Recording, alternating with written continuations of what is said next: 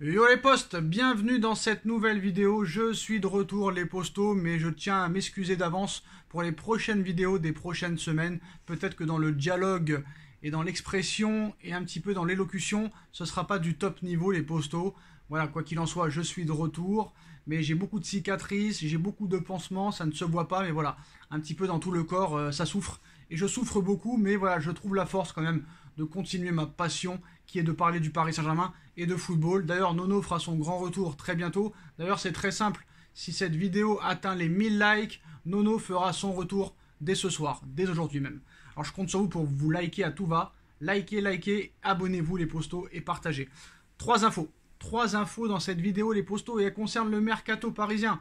Accord officiel entre le Paris Saint-Germain et le LOSC pour le transfert de Renato Sanchez. Après plusieurs semaines de tractation, le PSG et le LOSC se sont enfin entendus pour le transfert du milieu de terrain Renato Sanchez, qui avait fait du Paris Saint-Germain sa priorité. Donc c'est un dossier qu'on parle depuis plusieurs semaines, voire plusieurs mois maintenant.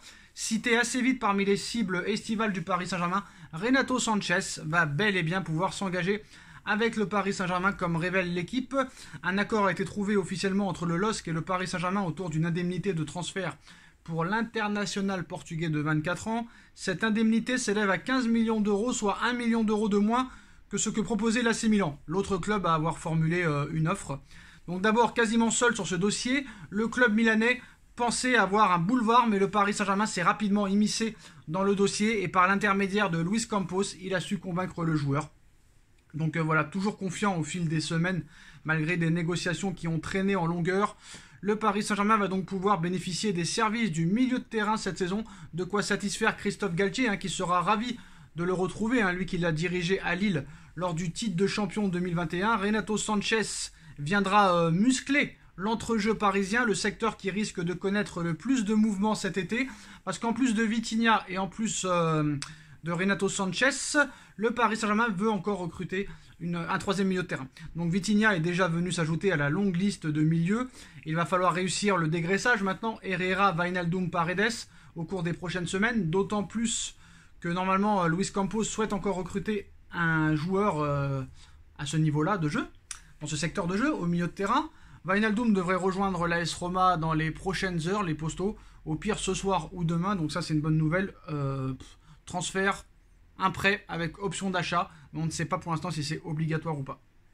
Alors Renato Sanchez va être parisien, les postos, mais on va parler d'un autre joueur, d'un très bon joueur qu'on a pu apercevoir hier, pour ceux qui ont regardé le match de Benfica, qui a battu Midtjylland 4-1 avec un triplé de Gonzalo Ramos. Comme vous le savez, le Paris Saint-Germain est intéressé par ce joueur. Mais voilà, malheureusement, Gonzalo Ramos, disposant d'une clause libératoire de 120 millions d'euros, est actuellement sur le marché. Le natif de Olao plaît fortement au Paris Saint-Germain via Luis Campos, son directeur sportif. Nul doute que sa dernière performance a été appréciée par Benfica, qui souhaite en obtenir le meilleur prix. Alors c'est sûr que si tu veux un attaquant de classe mondiale, il va falloir balancer l'oseille.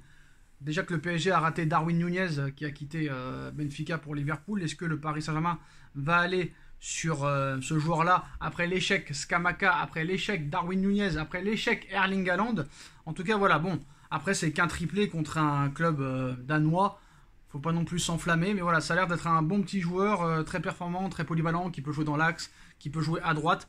Donc le Paris Saint-Germain est toujours très intéressé, de quoi nourrir de grandes ambitions pour la suite de sa carrière. Alors est-ce qu'ils vont vendre, est-ce qu'il va rester au Benfica ou est-ce qu'il va faire le grand saut? Quoi qu'il en soit, le grand gagnant de cette histoire sera bien Benfica, mais l'intérêt du club comme le Paris Saint-Germain pourrait peut-être faire de Gonzalo Ramos le prochain attaquant du Paris Saint-Germain. Mais quoi qu'il en soit, voilà, c'est une piste pour l'instant que le PSG a mis de côté. Le PSG veut renforcer d'abord son milieu de terrain et sa défense centrale.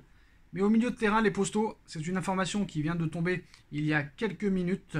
Le Paris Saint-Germain va tenter sa chance sur le dossier Bernardo Silva. Alors, la chance, tu as le droit de la tenter. Même si je pense que ça risque d'être compliqué, mais le PSG n'a pas fini son mercato. Loin de là, il a même décidé d'activer une piste d'envergure en la personne de Bernardo Silva, ciblé aussi par le FC Barcelone. Un dossier complexe, mais Paris est très déterminé. Donc décidément, le Barça et le PSG sont liés un petit peu sur le mercato estival. Il y a bien sûr eu la question de l'avenir à moyen terme de Léo Messi, que le Barça rêve de voir revenir achever sa carrière au Camp Nou, mais aussi le suspense autour de Robert Lewandowski, que le Paris Saint-Germain aurait bien aimé shipper au club catalan, qui peinait à s'entendre avec le Bayern de Munich. Il va bien y avoir un troisième point de friction entre les deux entités qui adorent se détester, le Barça et le Paris Saint-Germain. Donc le Paris Saint-Germain veut Bernardo Silva. Des informations qu'on a vues il y a quelques minutes, il y a quelques heures. L'international portugais de 27 ans est prêt à quitter Manchester City après 5 années passées en Première Ligue. Il y est devenu un joueur majeur au fil des saisons, devenant même le maître à jouer du dernier exercice. Il a vite séduit le Barça, qui aurait trouvé un accord total avec le joueur, mais pas avec Manchester City.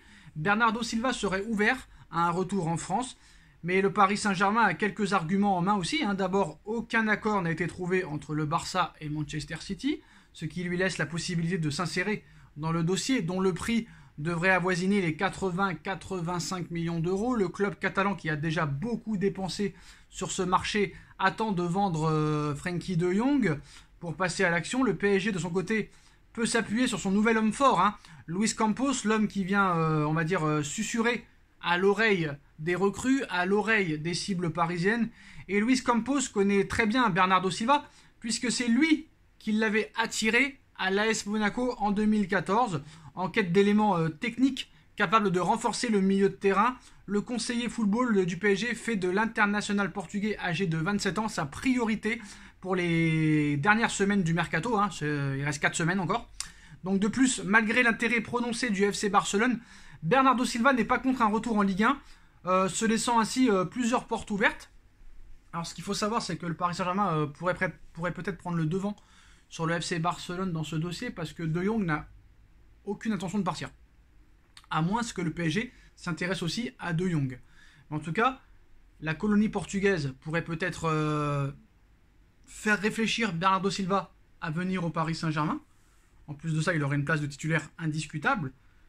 Luis Campos le connaît très bien, ça peut être aussi un argument. Mais là où ça va être difficile pour le Paris Saint-Germain, c'est les négociations Manchester City-Paris Saint-Germain. Qatar, VS, Emirates, c'est compliqué. Question géopolitique, c'est pas facile. Donc ce dossier risque de traîner en longueur jusqu'à la fin du mercato.